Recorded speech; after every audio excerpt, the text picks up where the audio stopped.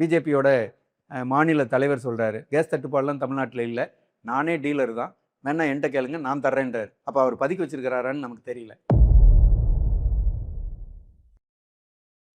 India ஐக்கிய நாடுகள் சபையில் அமெரிக்கா ஈரான் மீது நடத்திய அந்த யுத்தத்தை அமெரிக்காவுக்கு ஆதரவாக ஓட்டு போட்டிருக்கு, ஈரானுக்கு எதிராக ஓட்டு போட்டிருக்கு. நீங்கள் முதுகுல குத்துறீங்க. இந்திய அரசினுடைய வெளியுறவு கொள்கை மோசமாக மாறி இருக்குன்னா, இதுவரையிலும் இந்திய நாட்டினுடைய பாரம்பரியத்தை கீழே இழுத்து குப்பையில் தூக்கி போடுற ஒரு மோசமான செயலை பிஜேபி அரசு செஞ்சிருக்கு. எந்த அளவுக்கு இந்தியாவை கொச்சையாக நடத்துகிறார், கீழ்த்தரமாக நடத்துகிறார் ட்ரம்ப்பு. ஒரு மாதத்துக்கு நீ ரஷ்யாட்ட எண்ணெய் வாங்கிக்கோன்றார். ஒரு மாதத்துக்கு ரஷ்யாட்ட எண்ணெய் வாங்கினா அவர் என்ன நினச்சி பேசுகிறாரு? நீங்கள் வேலையில்லா திண்டாட்டம் ஒரு முக்கியமான பிரச்சனையாக வரப்போகுது.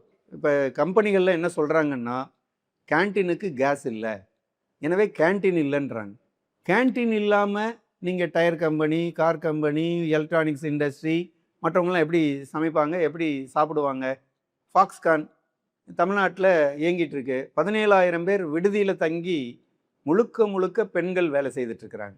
இப்போ அவங்களுக்கு ஹாஸ்டலில் சோறு இருக்காது அப்படின்னா அவங்க எப்படி வேலை செய்ய முடியும்?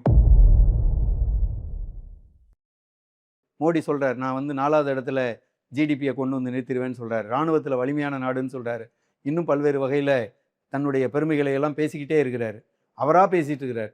அப்போ இந்த மாதிரியான விஷயங்கள் ஏதாவது ஒரு வகையில் அமெரிக்காவுக்கு, இஸ்ரேலுக்கு நெருக்கடியை தரக்கூடியதாக பிரதிபலிக்க வேண்டாமா? அப்படி பிரதிபலிக்காமல் இருப்பதே இவர்கள் ஏகாதிபத்தியத்தின் அடிமைகள் என்பதை பறைசாற்றுவதாக இருக்கிறது.